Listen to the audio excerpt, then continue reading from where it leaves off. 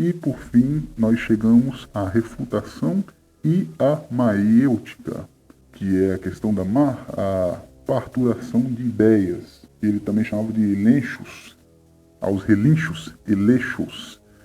O que era a ideia da refutação? Depois que ele fazia todo esse jogo, todo esse procedimento, que começava com não saber, depois a ironia, jogando ironia, para no fim a pessoa mandar ele tomar no cu. Que era isso que geralmente acontecia. Quando a pessoa não falava, nossa, você é bom, eu estava errado, ele saía voado lá, pegava o primeiro camelo que vinha na frente desse filho da puta desse Sócrates e saia correndo. E era o momento da refutação, que aqui era muito importante. Sócrates, ele achava o momento mais importante era o momento da refutação e da maêutica, que era quando o homem reconhecia a sua ignorância. Isso é que eu acho importante para vocês saberem, que tudo isso que Sócrates, e eu vou dizer para vocês agora, é tipo o seguinte: Sócrates, o importante disso aqui é que Sócrates ele fazia isso daqui não é para foder a pessoa, porque tem muita gente que vê essa parte aqui, tenho certeza que vocês viram aqui, Sócrates ele era um filho da puta sim, porque ele jogava com não saber e fazia com que a pessoa entrasse no joguete dele, só que ele não fazia isso que nem os sofistas. Qual era a ideia dos sofistas? Eles poderiam usar essas armas aqui de Sócrates para ganhar dinheiro. Só que Sócrates ele não queria fazer isso com fins financeiros. A ideia dele era fazer a pessoa progredir através do reconhecimento da sua ignorância. Então essa era a ideia principal de Sócrates, fazer todo esse método dialético aqui. Não tinha fins lucrativos. Então isso é que é interessante de vocês conhecerem sobre esse método, que diferente dos sofistas naquela época que queriam ganhar dinheiro, e vocês sabem por que eles queriam ganhar dinheiro, porque eles precisavam comer, cara. Precisavam comer, tinham que comprar coisas para sobreviver, precisavam sobreviver. Então não tem bonzinho nessa história. Cada um tem o seu lado, certo? E agora a gente vai começar sobre a maêutica em si. Vamos deixar de lado um pouquinho da refutação e vamos entrar na parturação de ideias, que eu acho extremamente importante você conhecer. Essa é a penúltima, na verdade, parte sobre Sócrates nesse episódio aqui, e um dos mais importantes que eu deixo para vocês. Quando Sócrates ele dizia que a verdade, que você precisa você precisa engravidar da verdade, já ia dizer você precisa estar engravidado, você na verdade você precisa engravidar da verdade. Isso daqui é muito importante, porque Sócrates ele dizia, porque ele naquela época não tinha palavra, cara. Você nunca vai conseguir falar fudidamente aquilo que você quer dizer no mundo das palavras. As suas ideias sempre vão ser mais fudidas do que na hora que você for falar. Esse é o empobrecimento que acontece das ideias para o mundo linguístico. Isso acontece. E o que ele queria dizer aqui, basicamente, é tipo o seguinte: existem pessoas que ele dizia que a verdade ela não pode acontecer em quem não está grávido dela. É o que acontece com pessoas que não querem nem argumentar nem dialogar com você. Isso acontece até hoje. Existem pessoas que dizem que querem conversar com você, dialogar, mas elas não querem diálogo. E é exatamente isso que Sócrates ele dizia quando ele falava que você precisa estar grávido da verdade, para depois você parir a verdade. Isso é da cultura dele mesmo, porque se vocês não sabem, acho que eu não contei isso na história de vocês, mas só que tem gente da família dele, se eu não me engano foi a mãe dele, que fazia partos. E ele pegou essa ideia de parto e criou o método dele através disso. Só que é uma analogia isso que ele dizia. E a analogia é exatamente essa. Primeiro, você precisa estar aberto a escutar e analisar.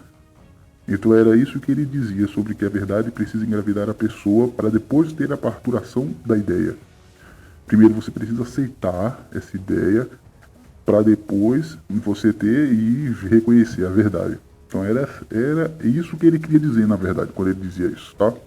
E ele não se dizia sábio, ele dizia exatamente que ele não ensinava a pessoa, e a pessoa mesmo que auto se ensinava e tirava seus frutos. Existe uma pessoa que fala sobre isso também, A pessoa que fala sobre isso é o Bruce Lee. O Bruce Lee, ele dizia que o movimento, você tira o seu próprio movimento, porque o movimento é seu, não é meu. Porque quem tá fazendo o movimento é você, caralho. Você tá vendo o movimento eu fazendo e ele é meu, mas agora quando você faz o movimento, você faz lá, aquele movimento é seu. Era isso que Sócrates também dizia aqui, que ele não ensinava, a pessoa tirava o conhecimento dela mesma. Então era essa uma ideia, é uma ideia meio louca isso daí, só que o que ele está querendo dizer aqui faz parte do mundo cultural. Acho que eu já falei mais de... Enfim, eu vou fazer 300 zilhões de vídeos que vai cair mundo cultural, porque o mundo cultural é o mundo em que você produz coisas na realidade. E essas coisas são suas. Mesmo que você assista uma videoaula hoje que nem a minha, você vai entender aquilo e vai interpretar da sua forma, do seu jeito de ver as coisas. Então é isso que ele está querendo dizer quando ele diz que não ensinava. As pessoas tiravam os frutos daquilo baseado nas informações que ela tinha, junto com a realidade que ela está percebendo das coisas. Então a percepção dela é que realmente produzia o conhecimento.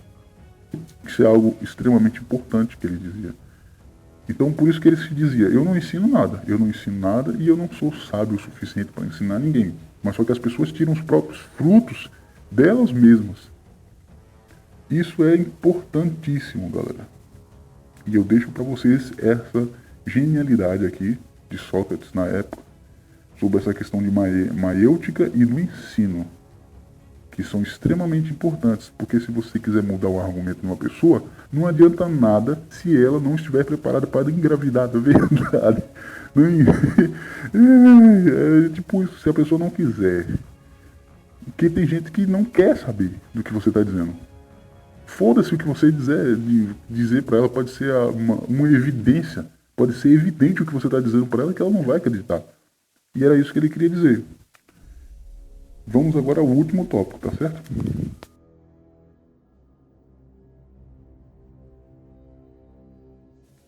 E então aqui a gente vai fazer o fechamento, finalmente, depois de todos esses vídeos de Sócrates.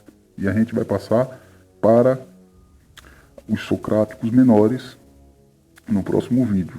E eu agora vou fazer o fechamento para vocês sobre a questão da função da lógica em todos esses detalhes que a gente falou sobre os sofistas, certo?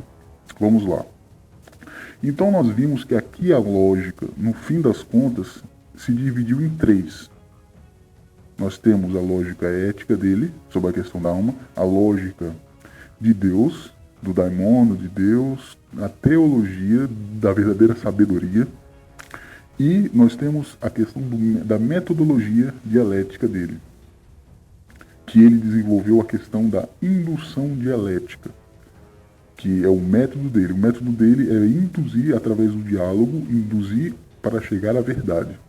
Então essa é a indução dialética. Nossa, falei errado agora. Então vocês entenderam basicamente o que é um método de indução dialética? É exatamente isso. Eu falei a maiêutica, refutação, ironia, não saber. Tudo isso daí faz parte da indução dialética de Sócrates, que era um método dele. Só que ele não chegou à essência dessa indução, que só mais para frente chegaria com o Aristóteles, que seria o raciocínio indutivo, que viria mais para frente, que seria o porquê da essência das coisas, que não foi chegado a Sócrates muito por causa dessa passividade que ele teve desse não saber. Então ele deixou para Deus o trabalho de sabedoria, de buscar sabedoria praticamente, só que isso, então ele foi passivo demais. A verdade foi essa, Sócrates ele foi passivo demais. E teve que esperar para chegar a Aristóteles para acontecer alguma coisa mesmo, assim. Foi importante mesmo Sócrates, foi importante. Só que foi uma ejaculação precoce, vamos dizer assim. Não foi, tava indo, mas não foi. Não foi aquela coisa.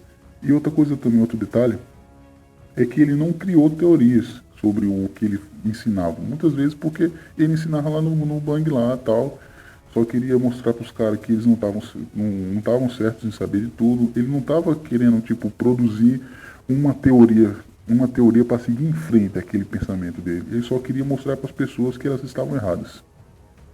Que a verdade era isso. Ele queria mostrar para as pessoas que elas estavam erradas e que se elas quisessem seguir um modelo da verdade, elas teriam que se fuder sozinhas. Então, basicamente, ele libertava os jovens naquela época para pensar, só que ele não dava as teorias dele para as pessoas pensarem.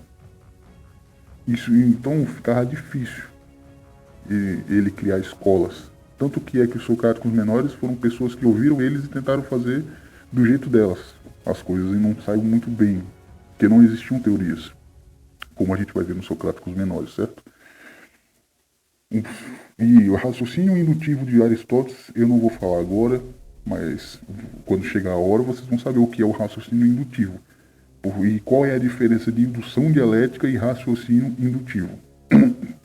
Uma vez que não existe, já aqui já dá para saber que não existe diálogo nesse método de Aristóteles, certo? E por fim a gente terminou aqui, ainda bem, né? Que a gente terminou depois de quase um mês falando sobre Sócrates. E essa semana que vai vir agora eu vou ver se eu faço só filosofia, vou dar um gás em filosofia pra gente chegar em Platão e Aristóteles.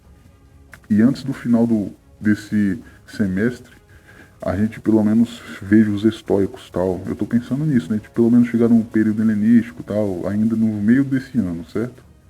E se gostou, compartilhe, dê joinha tal, aquelas coisas que eu sempre falo aqui, tá? E até mais, galera. Espero que vocês tenham gostado.